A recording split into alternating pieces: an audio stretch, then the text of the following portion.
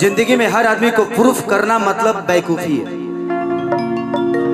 जब हमारी शादी हो जाती है और जब हम अपने पत्नी को मानने लगते हैं तो अपने माँ बाप के नजर में बुरे हो जाते हैं। लेकिन अगर पत्नी को छोड़ के माँ बाप को मानने लगते हैं तो पत्नी के नजर में बुरे होते हैं कि इसको तो अपने माँ बाप से ही प्यार है, मुझसे नहीं। तो इस दुनिया में सबको प्रूफ करना कोई मतलब है नहीं। आप अपने बेहतर करते रहो। जिसको आपको समझना होगा वो समझ लेगा, जिसको नहीं समझना होगा समझा के समझाने का मतलब नहीं है। और समझदार से समझदारी करना बेवकूफी है। जिंदगी में रिश्ते निभाने के लिए एक बड़े आदमी को क्या से क्या करना पड़ता है, शायद ये मैं महसूस कर चुका हूं। मेरे हर वो रिश्ते मुझे तभी टॉर्चर करते हैं जब ये पूरी दुनिया टॉर्चर करती है। क्योंकि मैं अगर बुरा होता हूं तो सिर्फ दुनिया के नजर में नहीं बल्कि अपने फैमिली के नजर में भी बुरे हो जाता हूं। तो जिंदगी में जो भी आदमी बड़ा हुआ है ना, बड़ा जब हुआ है तो उसके साथ कोई नहीं था। भैया अन्नू भाई, thank you Annu, thank you. सीखते हो तो ये 500 अपने पास रखो पगले। बहुत तुम्हारा प्यार मेरे लिए बहुत है, पैसे की जरूरत नहीं। तो जिंदगी में आप कहते हो ना, मैं गरीब था और बहुत गरीब था, पढ़ा नहीं। किताब पढ़ने वाले लोग शब्द के साथ चलते हैं, लेकिन जिंदगी पढ़ने वाले लोगों के साथ शब्द चलता है। ये दुनिया का दस्तूर है।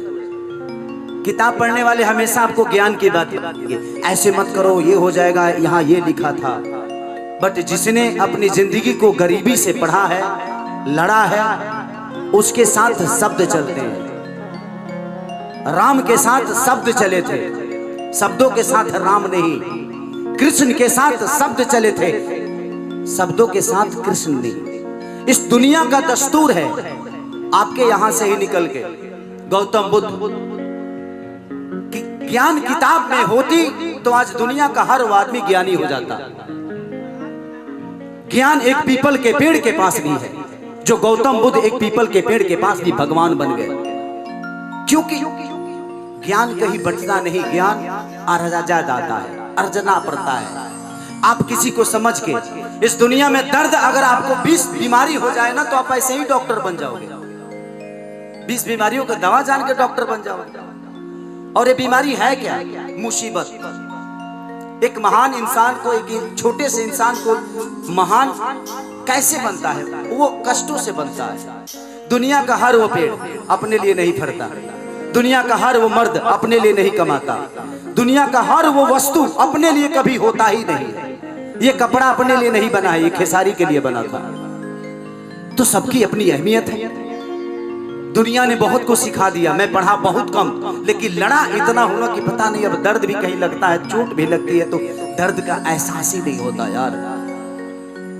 क्योंकि मुझे एक ही ने नहीं, मेरे अपनों ने भी मुझे बहुत तड़पाया। जो मेरे अपने थे वो भी तड़पाते हैं, तड़पाए हैं, तड़पाएंगे।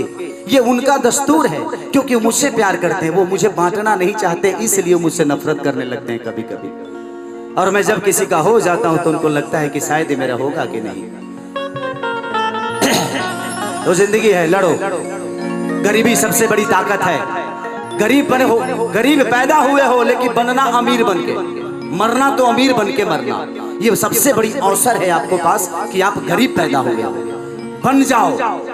खेसरिया गरीब पैदा हुआ था, लेकिन आज करोड़ों दिल पे राज करता है। मेरे पास संपत्ति कितनी है ये मायने नहीं रखता, क्योंकि संपत्ति मैंने बेटे के लिए कमाई, मैंने खुद के लिए नहीं। आज खेसारी लाल यादव के ये कपड़ा जो पहना होना ये भी किसी का खरीदा हुआ है, मेरे पैसे नहीं लगते।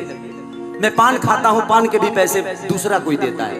जूता पहनता, इस जिंदगी में मेरे 1 रुपया का खर्चा नहीं। लोगों का प्यार मुझे मिलता है।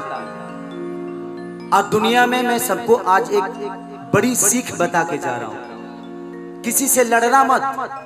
बेटे के लिए, बहू के लिए, बेटी के लिए। जिंदगी में कोई किसी का नहीं है। बेटी दामाद की हो जाएगी, बेटा बहू का हो जाएगा, जिंदगी मौत की हो जाएगी, शरीर शमशान का हो जाएगा और लास्ट में निधन लिखा जाएगा। सही बात। तो जब कोई किसी का हाइये नहीं है तू लड़ना किसके लिए यार? मैं नहीं लड़ता, मेरी बीवी मुझसे लड़ती है, मैं हंसता हूँ। क्योंकि ठीक है यार, वो लड़ती है, उसकी आदतों में लड़ना है, लड़ रही है। मेरी आदतों में नहीं है, मैं नहीं लड़ूंगा, मैं हंसता हूँ। कोई जरूरी नहीं कि मैं उसका जवाब दूं। मेरे पापा मुझे डांटते हैं, उनका कर्तव्य है, उनका काम है डांटना, डांटने दो। तो बर्दाश्त करना सीखो जिंदगी में, उससे बेहतर खूबसूरत जिंदगी नहीं होती। और उस शब्द में उतनी ताकत नहीं कि हमारी बीवी से हमको अलग कर दे। हमारी बीवी का प्यार हमारे लिए बहुत बड़ा है। उस शब्द में उतनी औकात नहीं कि 2 गालियां हमारी बीवी से हमको अलग कर दे, हमारे माँ बाप से अलग कर दे और आप सबके प्यार से अलग कर दे। तो शब्दों की अहमियत कभी मत देना, अपने रिश्तों की अहमियत देना, अपनी माँ की अहमियत देना, अपने पिता की अहमियत देना, समाज की अहमियत देना, इंसान की अहमियत देना। शब्दों की गरिमा नहीं होती है, बोलने का तरीका गलत हो जाता है, वो शब्द गलत हो जाता है। नहीं तो हम किसी को अपने किसी साले को ही गाली रहा रे खा रे बहन बोलते हैं ना, लेकिन उसी को हंस के बोले तो उसको मजाक लग गया। लेकिन उसी बात को का रे बहन वो सीरियस अगर हो गया ना तो पता चला वो गाली बन गई। तो हंस के जवाब दोगे तो दुनिया का हर वो शब्द खूबसूरत हो जाएगा। अगर उसी को गुस्से में बोलोगे तो दुनिया का अच्छे से अच्छे शब्द भी बुरा हो जाता है, बोलने का शैली बुरा होता है। तो आ जाओ सोमी, आओ।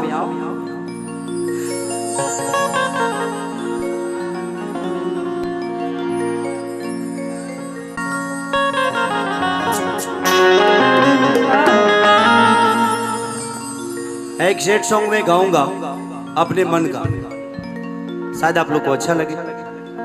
लेकिन उससे पहले गाना, कौन गाना सुना थी बताओ लो।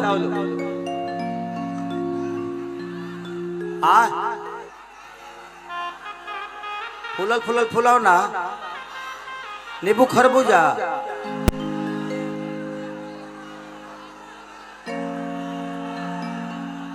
चुम्मा चुम्मा,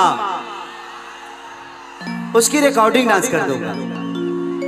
हाँ, क्योंकि अब लड़की नहीं है ना साथ में गाने वाली। अब शिल्पी होती तो शायद उसके साथ परफॉर्म कर देता, बट उसका मैं आप लोग का डिमांड पूरा कर दूंगा। वो एक गुल्लू गुल्लू गाल और नींबू खरबूजा 3 रिकॉर्डिंग कर दूंगा, चलेगा ना? हाँ,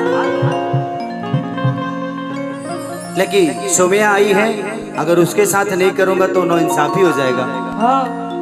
तो एक मैं सैड सॉन्ग ही इसके साथ गाऊंगा, चलेगा? क्योंकि मैं पहली बार सोमिया के साथ सैड सॉन्ग ही किया था, तो मैं चाहता हूं कि शुरुआत अगर सैड सॉन्ग से हुई है तो फिर से शुरुआत सैड सॉन्ग से ही हो। लेकिन इस बार मैं आपको निराश नहीं करूंगा, आपको रुलाऊंगा नहीं। बस आप मेहनत करते रहो, पूरी दुनिया क्या कहती है, क्योंकि कहने वाले तो अच्छे भी करोगे तो नहीं कह पाएंगे। जिंदगी में हर आदमी हेलो